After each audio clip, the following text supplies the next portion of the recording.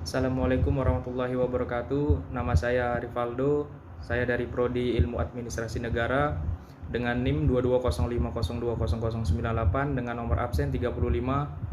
Saya akan menjelaskan tentang pengertian dari administrasi. Administrasi adalah salah satu aktivitas yang pasti akan ada dalam suatu organisasi. Tetapi bukan hanya ada di dalam organisasi saja.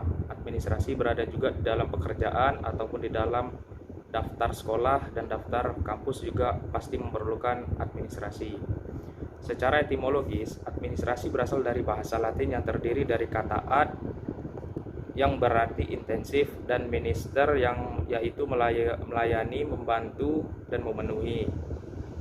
Kata administer diartikan sebagai to manage atau mengelola atau to direct yang berarti menggerakkan. Kata administrasi juga berasal dari bahasa Belanda yaitu administrati yang meliputi kegiatan catat mencatat, surat menyurat, pembukaan ringan, ketik mengetik, agenda dan sebagainya yang bersifat teknis ketatausahaan.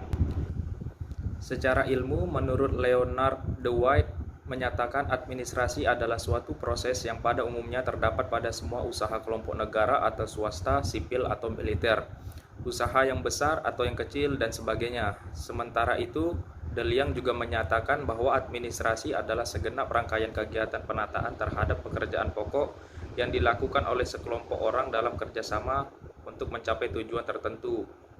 William H. Neumann juga menyatakan administrasi sebagai pembimbingan kepemimpinan dan pengawasan usaha-usaha suatu kelompok orang-orang ke arah pencapaian tujuan bersama.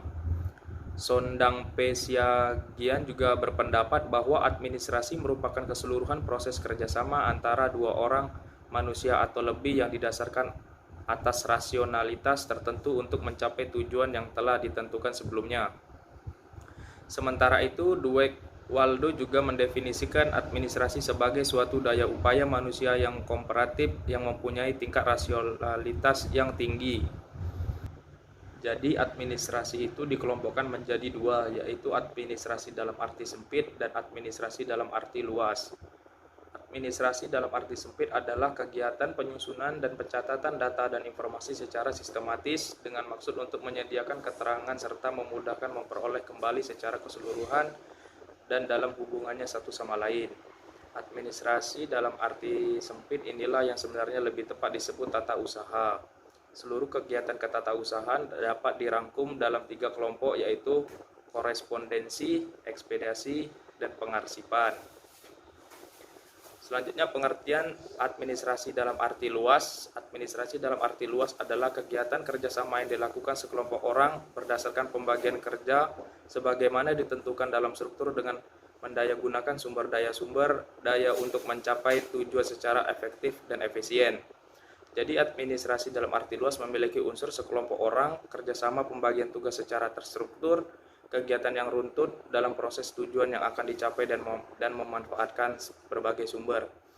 Jadi administrasi secara luas ini contohnya itu seperti kita menjalin kerjasama dengan dosen, dengan mahasiswa, ataupun guru dengan murid di saat belajar mengajar.